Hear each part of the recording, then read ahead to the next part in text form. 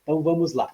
No dia 30 de setembro do ano de 2021, às 19 horas e 16 minutos, do Polo de Vila Velha, no estado do Espírito Santo, do Centro Universitário Internacional Ninter, reúne-se a banca examinadora para a defesa pública do trabalho de conclusão de curso com o título As Bem-aventuranças no seu contexto histórico, o perigo da interpretação alegórica de autoria do formando do curso de licenciatura em Ciências da Religião, senhor Renato Silva de Araújo, RU 262879. Palavra sua, professor.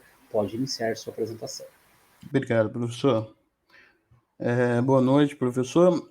Então, eu estou aqui para apresentar o meu TCC, né? E cujo tema é esse, as bem-aventuranças, no seu contexto histórico, o perigo da interpretação alegórica. Para iniciar, eu quero iniciar com a frase de Mahatma Gandhi, que ele diz o seguinte: se toda a Bíblia se perdesse, menos o Sermão da Montanha, nada estaria perdido.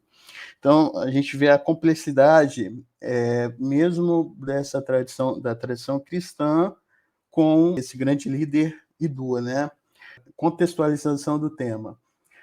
O Sermão da Montanha, as bem-aventuranças proferidas por Jesus de Nazaré, são palavras no sentido literal, direcionadas à população empobrecida da sociedade judaica do primeiro século, como alento para aqueles que estão sendo massacrados e oprimidos pelo Império Romano vigente, né? A proposta do TCC justamente foi buscar o contexto histórico do texto sagrado, né? Hoje, infelizmente, o Sermão da Montanha, né, ele é mostrado de uma forma alegórica. Durante a tradição cristã, o Sermão da Montanha sofreu alegorização. E aí, essa alegorização é mostrada hoje, mas sem o sentido histórico que o texto está inserido, né? Então, a gente trabalha justamente sobre essa questão da Galileia, propriamente dito, do primeiro século. A gente abre um parênteses aqui, a gente não tem como determinar a região, aquela região do Oriente Médio, de Palestina, chama ela de Palestina, porque a Palestina ela vai surgir somente no século II, né? Isso aqui é só um parênteses que é interessante, porque muita gente, quando vai falar sobre o ministério, né, de Jesus inserido na história, muitas vezes o equívoco de falar que é a Palestina ali, a região que Jesus atuou ali, né? É a Palestina, mas na verdade isso é um equívoco, porque a Palestina vai surgir somente no século II, lá em mais ou menos 135 depois de Cristo, com o imperador romano Adriano, né? Só um parênteses aqui. E aí o problema, né, do tema, né, nós temos alguns ditos de Jesus e que muitas vezes a gente para e pensa, qual é o significado histórico, né, desses ditos, que eu peguei somente as três principais bem-aventuranças, né, para a gente poder resumir. A primeira é: bem-aventurados os pobres em espírito, pois deles é o reino dos céus. Mateus 5:3. O outro é: bem-aventurados os que choram, pois serão consolados. E o outro é: bem-aventurados os que têm fome e sede de justiça, porque serão saciados. Só que nisso, hoje a tradição cristã, ela pega, por exemplo, o texto, a primeira bem-aventuranças, bem-aventurados os pobres de espírito, pois deles é o reino dos céus. E eles interpretam como se esse pobre de espírito fosse uma pessoa humilde, que ela precisa ser humilde para ela alcançar o reino dos céus, e esse não é o sentido literal do texto histórico. A palavra vamos começar, bem-aventurados, né? Ela é uma palavra, o sentido original, como no Novo Testamento foi escrito em grego ela significa makarios, que traduz como felizes, né? Só que tem um outro parêntese também, porque se a gente pegar essa palavra, bem-aventurados, tá? Macários, felizes, do grego. Só que, porém, Jesus provavelmente ele falou esse discurso em aramaico. Então, assim, aramaico muda o sentido. E aí o sentido em aramaico seria asher, ou, num plural, asherei, que é bem-aventurados no plural, que o significado é um impulso para a pessoa seguir avante, né? Um encorajamento. Né? Esse seria mais ou menos o significado. E a palavra pobres, né, de espírito, esse pobre, no original grego, significa pitokoi, que, traduzindo, mendigo, né, se traduz como mendigo. O contexto é pobres, mendigos mesmo, aquelas pessoas que estavam sofrendo pela intervenção do Império Romano que estava acontecendo ali no contexto histórico. Então, são pobres realmente, pobres materialmente falando, né? No sentido, mas Jesus está, então, dizendo essas bem-aventuranças como um incentivo, que mesmo eles passando por toda aquela dificuldade, todo aquele contexto de opressão, eles são bem-aventurados. Então, há uma proposta utópica de que, mesmo apesar daquele sofrimento, eles herdarão o reino dos céus, né? Porque o reino de Deus chegou na versão ali de Jesus proferindo aquelas bem-aventuranças. E o mesmo acontece com as outras bem-aventuranças também.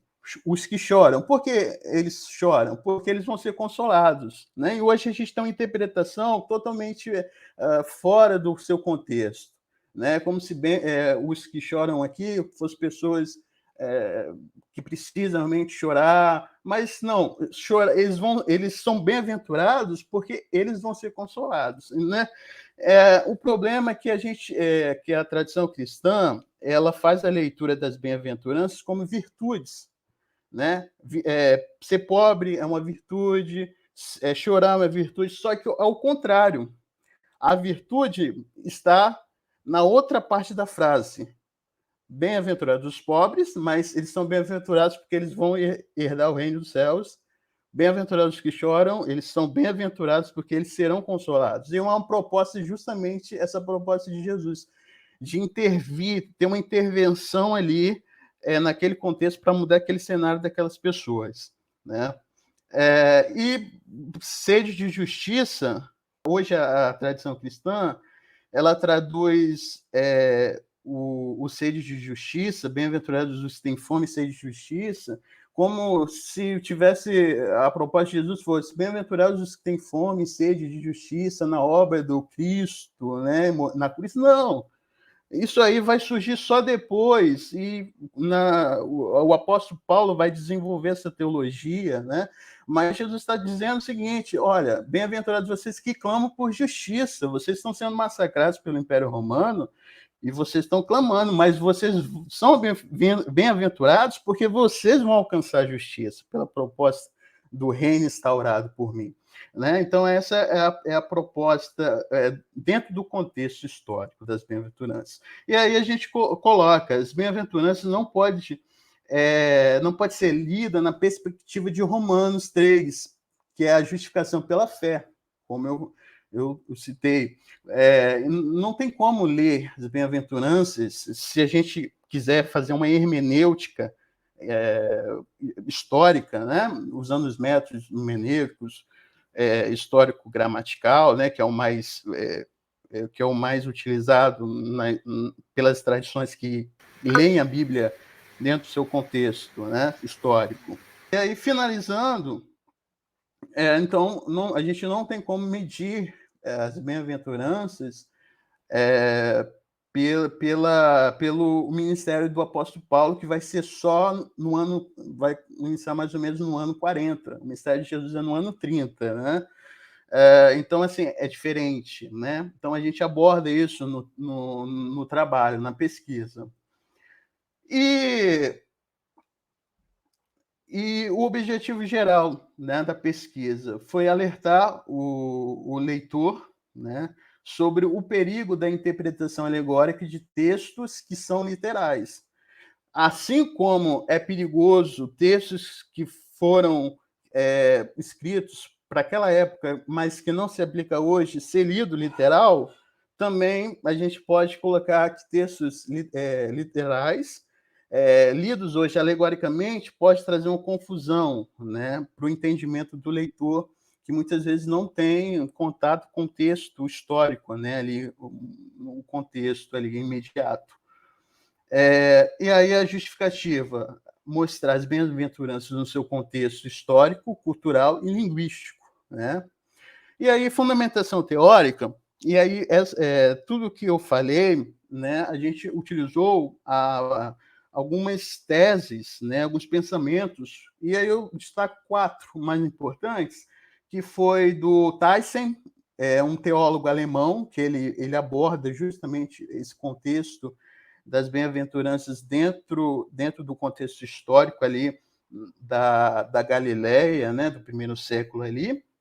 O André Chevitarese, né, professor da RRJ, né, da Federal do Rio de Janeiro, que ele é especialista em Jesus histórico, pela BUS, então ele aborda muito sobre esse assunto, então a gente resgatou um pouco da linha dele, e do Ed Renekiewicz, que ele é teólogo, pastor batista e mestre em ciências da religião, e ele aborda justamente no seu livro de 2012 sobre essa questão das bem-aventuranças inseridas dentro do seu contexto histórico.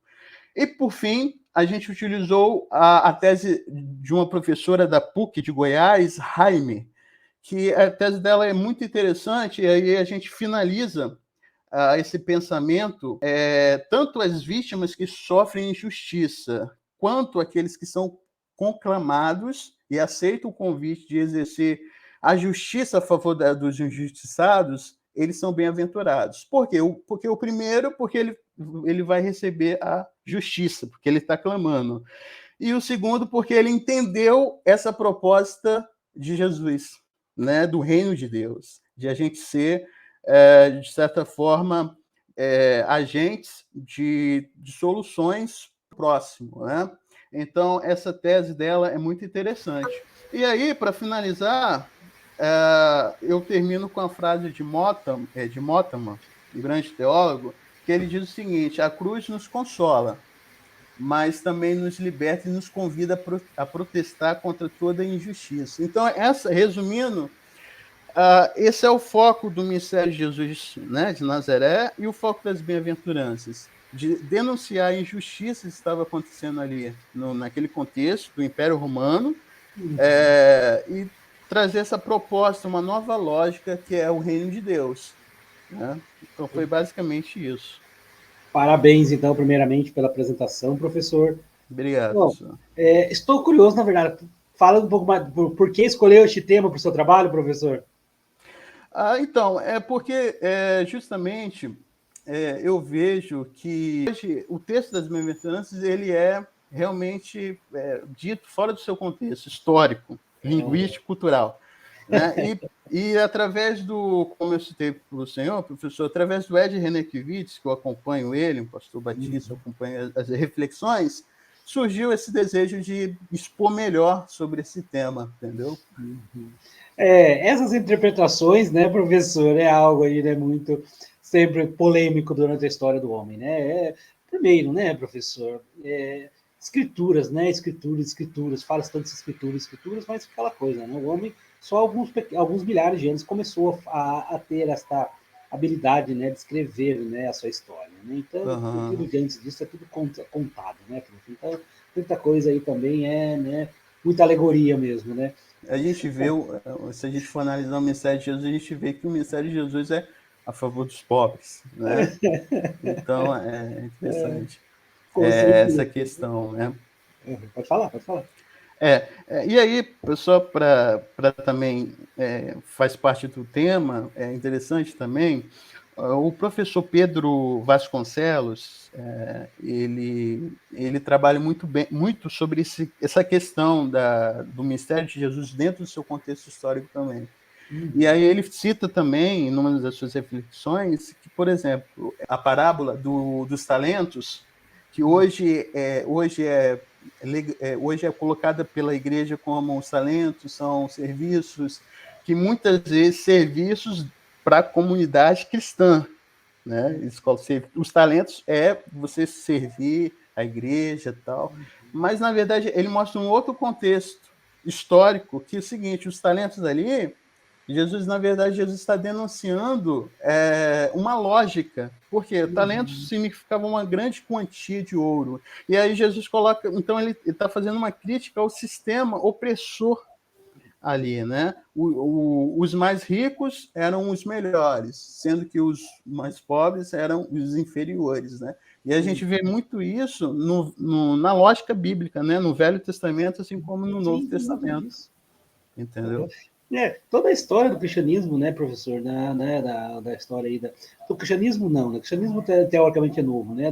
Vamos dizer, do nosso monoteísmo, né? Que é justamente aí, né? As nossas religiões abraânicas aí, né? A história desse povo judeu, né? É sempre dessa história, né? De ter que passar por esses desafios, né? Porque Deus designou a eles, né? Então tem que aceitar essas condições. A vida toda sempre foi, né, esse jogo só. Primeiro, uma hora, aquela velha gangorra, né, professor? Uma hora eles estão lá por baixo, na hora eles estão lá por cima, oprimindo, aí depois tem que pagar por aqueles pecados, né? Então, é interessantíssimo, né, professor? Mas, e o ministério de Jesus quebra totalmente essa lógica, né? sim, interessante. O ministério histórico, né? Se a gente for olhar para o ministério histórico, o ministério de Jesus quebra totalmente essa lógica. Né? E o interessante, gostei, viu, professor, da sua temática mesmo, né? Porque este é o intuito do ensino religioso dentro da escola, né? Porque assim, você não está aqui em xeque, né? Às vezes o aluno até vai pensar que chamou o senhor de ateu ainda, né, professor? O senhor trazer uma lógica dessa para dentro da sala de aula. É interessante, para concluir aqui, como eu falei para o senhor, o professor Pedro, quando ele estava numa aula de universidade, ele falou justamente sobre o tema, como eu falei para o senhor, dos talentos, nesse contexto, nessa versão. E aí ele falou: olha, eu já apanhei muito, né? Porque muita gente critica realmente, vai criticar. Fala: não, as bem-aventuranças. Não, a parábola não é isso, não. A parábola é o sentido espiritual. Não, olha só, a gente tem que ver o público. Tem um público originário, era para aquele público, não é hoje para a gente. Era aquele público imediato, né? Então, essa questão. Com certeza, né, professor? Porque, é claro, a alegoria, a parábola, né, professor, fica realmente para o contexto dele lá religioso, lá na igreja dele, aonde, né, da sua denominação, principalmente hoje com tantas denominações religiosas que temos aí, né? Então, cada um, né, tanta individualidade, né? Então, cada um se encontra com a sua, né? Lá ele vai para aprender a religião, né? O senhor, né, como professor de sendo religioso, se é cristão ou não, né, professor, isso, né, não importa. Não interfere, né? Exatamente, né? Interessante é o quê? Você tem que trazer justamente, né? Este é o ensino religioso que nós temos que pregar na escola. Não é pregar o cristianismo dentro, a doutrina cristã dentro da escola. Né? Primeiro, né? Que temos ali que trabalhar todas, né? As doutrinas religiosas para respeitar toda a diversidade que nós temos, é claro, né, professor? Mas sim, né? Quando tratar do cristianismo, temos que tratar destas formas, né, professor? Né? Mas, claro, no contexto nós temos que fazer aí, né, como o senhor trouxe, né, o contexto que realmente é no contexto, né? Fazer hermenêutica mesmo, né, professor? Os métodos hermenêuticos, né, professor? E aí, para fechar rapidinho, a conversa está muito boa, né? Mas como eu disse para o senhor, o professor André Chevetarese, ele diz o seguinte: que o grande problema hoje da tradição cristã é querer separar o contexto histórico do Império Romano. Sim. Não, o texto ali está inserido no Império Romano. Então, assim, as críticas de Jesus é justamente para as opressões que o Império Romano estava fazendo ali naquele contexto ali do século I. É bem interessante isso também, né? Exatamente, histórico, e é um jogo do poder, né, uma briga que ainda hoje existe, né, na sociedade, né, essa opressão. A luta das lutas mesmo, né, de classes, né, professor? A opressão do mais frágil, né, não é das minorias, porque são a maioria, né, mas eles os oprimidos, né, professor? Os oprimidos, né, da sociedade, os realmente, né, que são aí mais marginalizados. Esses, né, a população, o povão, Que infelizmente, né, acabam sendo os mais fáceis de ser manipulados, né? Então, aí, né, então acabam levando essas questões sociais. Mas como está aí a prova, né? Isso não é de agora, né, quando é oportunidade da nossa sociedade atual, né? Isso aí é algo, né, da natureza humana mesmo. Desde sempre o homem pratica, tem essas práticas, né? Uhum. Essa existência. Bom, professor, pena que o nosso tempo é curto mesmo, viu, professor? Para mim eu ficava aqui É, mais conversando, né? Tá bom, mas temos que seguir. Então vamos lá. ok. Primeiramente, parabéns, né, pela ótima apresentação, Obrigado, comprometendo senhor. com a sua proposta e, claro, né, professor, o mais importante, sua experiência adquirida escrevendo o artigo para a faculdade. Bom, então, professor, de que sua nota é 100, né, para encerrarmos com chave de ouro. Obrigado, professor. Mas parabéns. Agora sim, então, Obrigado. oficialmente graduado em Ciências da Religião, né, professor? Obrigado. Nossa. Obrigado, professor. Maravilha, né, professor? Então, damos por encerrada a presente apresentação de TCC do formando do curso de licenciatura em Ciência da Religião, senhor Renato Silva de Araújo. O formando está aprovado com nota final 100. E, professor, é isso aí. E até uma próxima, então, né, professor? Para não podemos parar, né? Verdade, verdade. Professor, foi um prazer, né, viu? Desejo todo sucesso do mundo, professor, nessa carreira. Obrigado, igualmente, professor. Professor, Sucesso no abraço, seu boa noite. Deus magistério aí abençoe. também. Amém.